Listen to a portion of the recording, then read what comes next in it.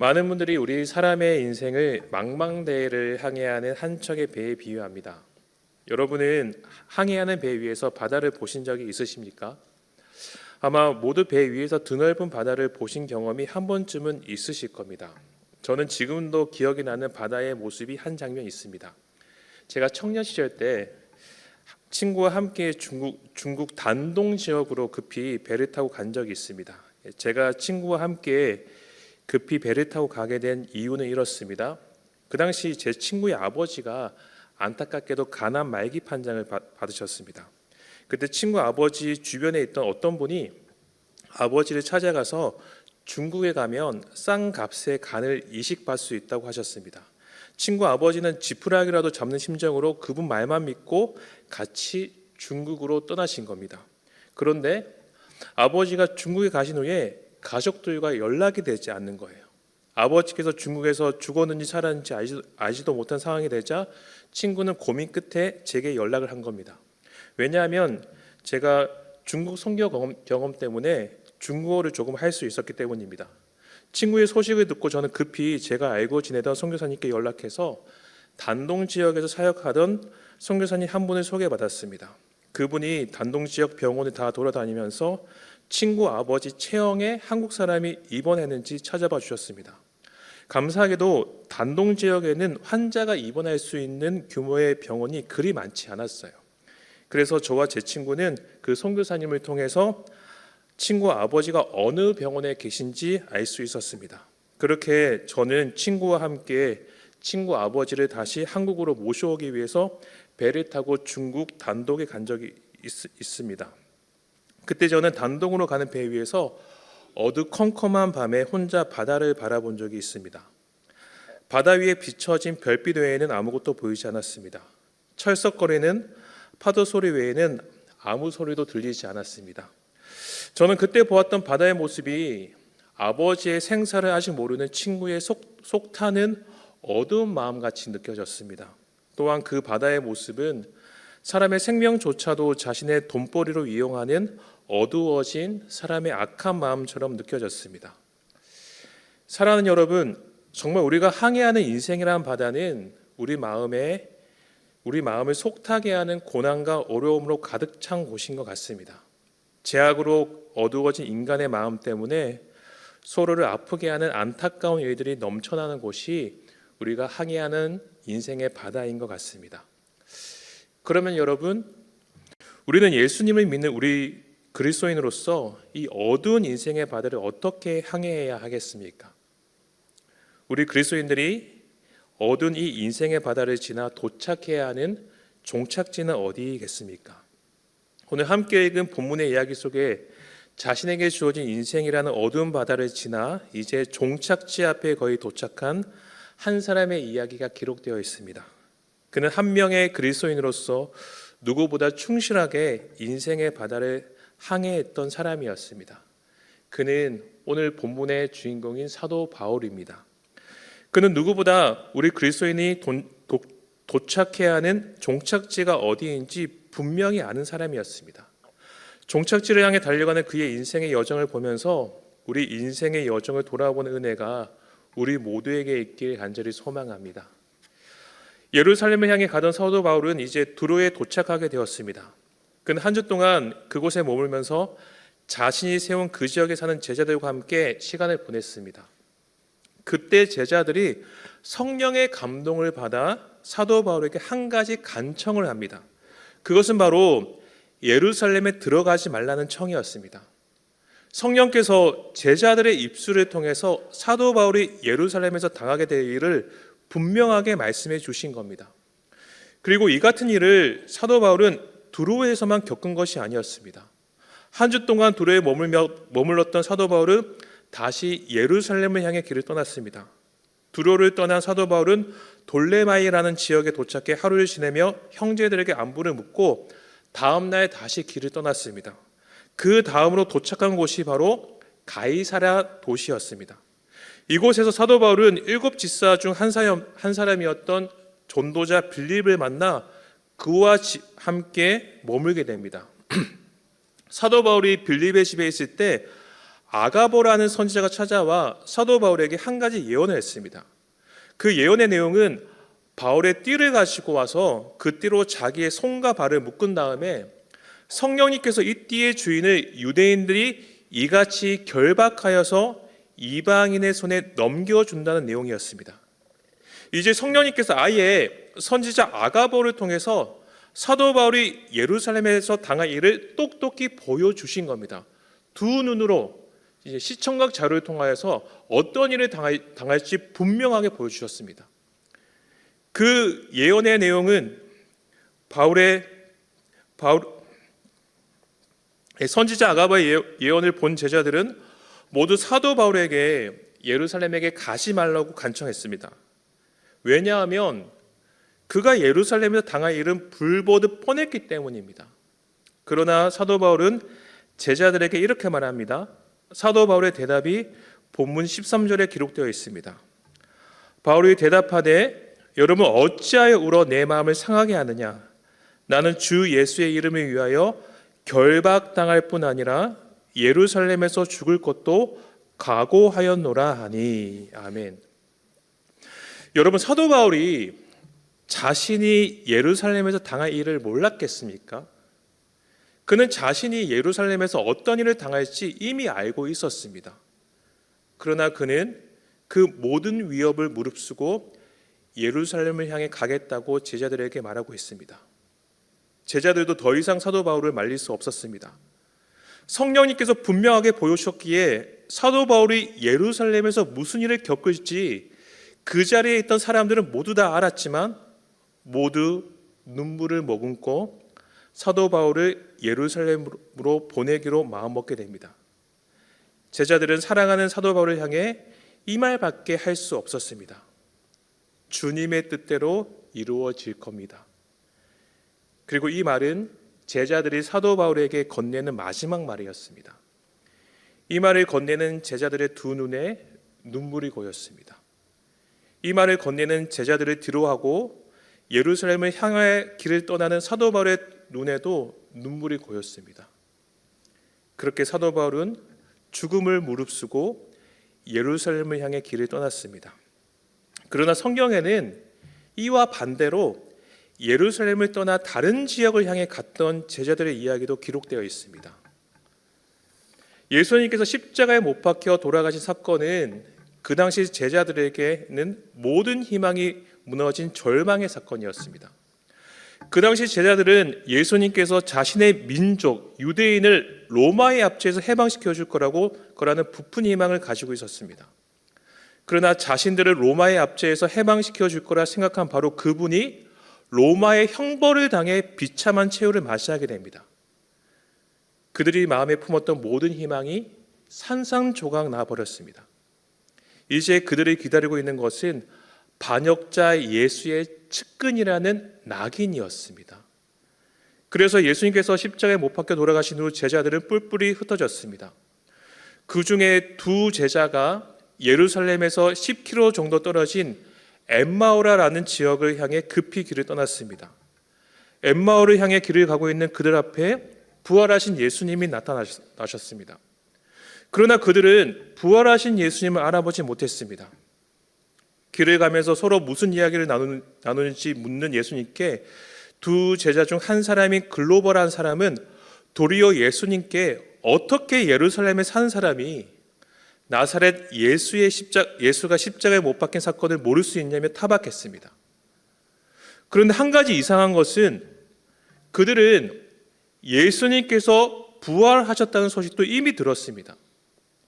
예수님을 알아보지 못한 그들은 예수님께 여인들이 새벽에 무덤을 찾아갔을 때 예수님의 시체를 보지 못했다는 이야기를 했습니다.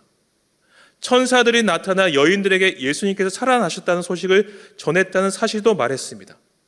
그런데도 그들은 예루살렘을 떠나 엠마오를 향해 길을 떠났습니다.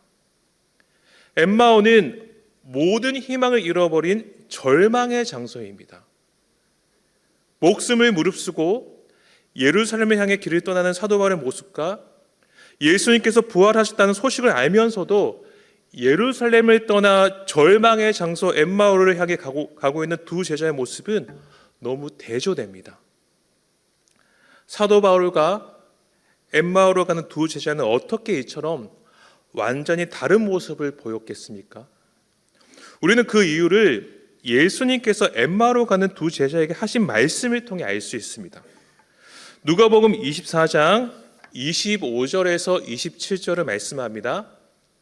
이르시되 미련하고 선지자들이 말한 모든 것을 마음에 덜히 믿는 자들이여, 그리스도가 이런 고난을 받고 자기의 영광에 들어가야 할 것이 아니냐 하시고, 이에 모세와 모든 선지자의 글로 시작하여 모든 성경에 쓴 바 자기에게 관한 것을 자세히 설명하시니라. 아멘. 예수님께서는 자신을 알아보지 못한 두 제자에게 성경에 기록된 자신에 관한 예언을 말씀해 주셨습니다. 그리고 그들과 함께 음식을 먹을 때 축복기도 하시고 그들에게 떡을 나눠주셨습니다. 그제서야 그들의 눈이 밝아져 예수님을 알아보게 되었습니다. 부활하신 예수님을 알아본 두 제자는 이렇게 말했습니다. 그들이 서로 말하되 길에서 우리에게 말씀하시고 우리에게 성경을 풀어주실 때에 말씀 띄워주십시오. 우리 속에서 마음이 뜨겁지 아니하더냐 하고. 아멘. 말씀을 통해 예수님을 알아본 그들의 마음에 다시금 성령의 불길이 타오르기 시작했습니다. 성령의 불길을 회복한 그들은 절망의 장소 엠마오로 가던 길을 돌려 다시 예루살렘을 향해 길을 떠났습니다. 사도 바울도 마찬가지입니다.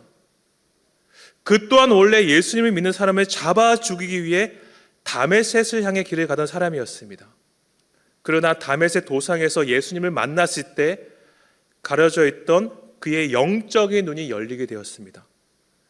다메섹 도상에서 예수님을 만난 사도 바울의 인생은 180도 변했습니다. 사랑하는 여러분, 지금 사도 바울이 죽음을 무릅쓰고 예루살렘을 향해 가는 이유는 부활하신 예수님을 만났기 때문입니다. 두 제자 또한 부활하신 예수님을 만났기 때문에 엠마오로 가던 길을 돌려 다시 예루살렘을 향해 갈 수 있었습니다. 두 제자에게 있어서 예루살렘은 사명의 장소였습니다. 왜냐하면 사도행전 1장 8절 말씀을 통해 알 수 있듯이 예수님의 복음은 예루살렘으로부터 시작해서 온 유대와 사마리아 땅끝까지 전파되었기 때문입니다. 마찬가지로 사도 바울 또한 지금 자신이 받은 사명을 감당하기 위해 목숨을 무릅쓰고 예루살렘을 향해 가고 있는 것입니다. 여러분, 이 모습이 바로 우리 그리스도인이 어두운 인생의 바다를 항해하는 모습입니다. 사도 바울이 엠마오로 가던 두 제자가 갔던 사명의 자리 예루살렘이 바로 우리 그리스도인이 인생의 바다를 지나 도착해야 하는 종착지입니다. 사랑하는 여러분, 우리 또한 본문의 이야기 속에 등장하는 사도 바울처럼 이미 영안이 열려서 예수님을 목격한 자들입니다. 우리 또한 엠마오로 가던 길을 돌려 다시 예루살렘으로 간 두 제자처럼 부활하신 예수님을 만난 자들입니다. 이 사실을 믿으십니까?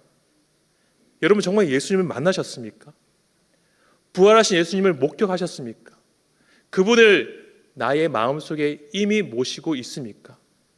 그렇다면 우리 또한 그들처럼 어두운 인생의 바다를 지나 사명의 자리 우리의 예루살렘을 향해 나아가야 합니다. 바로 그곳이 우리 인생의 종착지가 되어야 합니다. 그렇다면 여러분의 사명의 자리 예루살렘은 어디이십니까? 그 종착지를 향해 매일매일 한 걸음씩 충실히 나아가는 우리 모두가 되길 간절히 소망합니다. 저는 오늘 설교를 시작하면서 우리 인생을 망망대해를 항해하는 한 척의 배에 비유했습니다. 여러분 한번 상상해 보십시오. 아무것도 보이지 않는 어두컴컴한 밤에 나의 인생의 배 한 척이 드넓은 바다 위에 떠 있습니다. 보이는 것이라고는 바다 위에 비춰진 별빛밖에 없습니다. 철썩거리는 파도 소리 외에는 아무것도 들리지 않습니다. 그 적막한 바다를 우리는 홀로 키를 잡고 항해해야 합니다. 그러니 우리 마음에 두려움이 엄습해 옵니다. 그러니 아무도 내 마음을 모르는 것 같아 쓸쓸하고 외롭습니다. 우리가 항해하는 인생의 바다는 그런 어두운 바다이죠. 그 인생의 바다를 이 땅에 태어난 모든 사람들은 홀로 키를 잡고 항해해야 합니다. 그 키를 누군가 대신 잡아줄 수 없습니다. 나 자신이 스스로 그 키를 잡고 끝까지 책임지고 나아가야 되는 것이 나의 인생의 바다를 향한 항해이죠. 그때 저 멀리서 불빛 하나가 보입니다. 그 빛은 바다 위에 떠있는 배를 안전한 육지로 인도하는 등대의 불빛입니다. 그 불빛을 발견한 배는 어떻게 해야 하겠습니까? 당연히 그 불빛이 있는 곳을 향해 항해해야 합니다. 그 불빛은 바로 예수 그리스도. 우리가 이미 마음에 모시고 있는 예수 그리스도. 우리가 이미 목도한 예수 그리스도. 바로 그 이름입니다. 우리는 인생이라는 어두운 바다 위에서 유일한 빛이 되어 주시는 예수 그리스도를 이미 목격한 자들입니다. 우리 인생을 빛으로 인도하시는 부활하신 예수님을 이미 만난 자들입니다. 그러므로 우리는 당연히 그 불빛을 향해 나아가야 합니다. 그 길이 바로 우리의 사명의 자리 예루살렘을 향해 나아가는 길입니다. 그 길을 가다가 때로는 거센 파도를 만날 수 있습니다. 그 길을 가다가 배가 고장나서 한동안 바다 위에 멈춰 있을 수 있습니다. 먹을 식량이 부족하고 마실 물이 없어 고생할 수도 있습니다.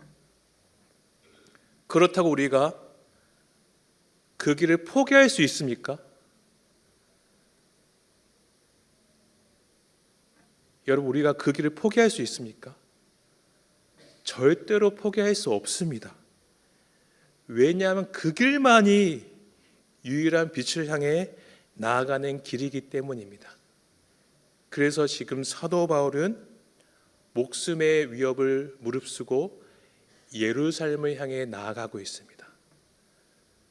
사랑하는 여러분, 우리 또한 우리에게 주어진 그 길을 포기하지 않은 은혜가 있길 간절히 소망합니다.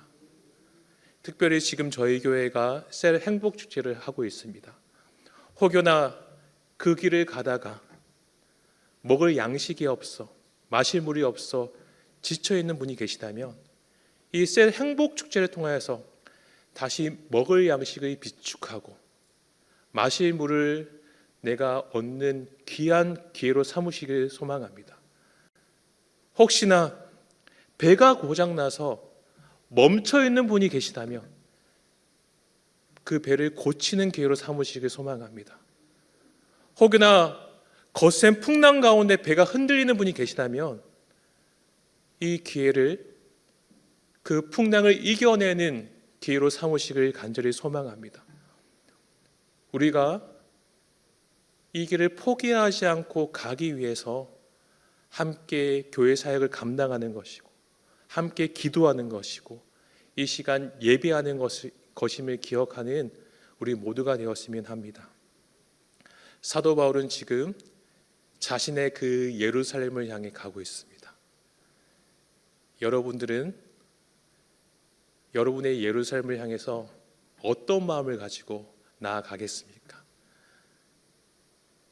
그 길을 포기하지 않은 은혜가, 그 길을 끝까지 붙잡는 은혜가 여기에 있는 우리 모두에게 있길 소망합니다.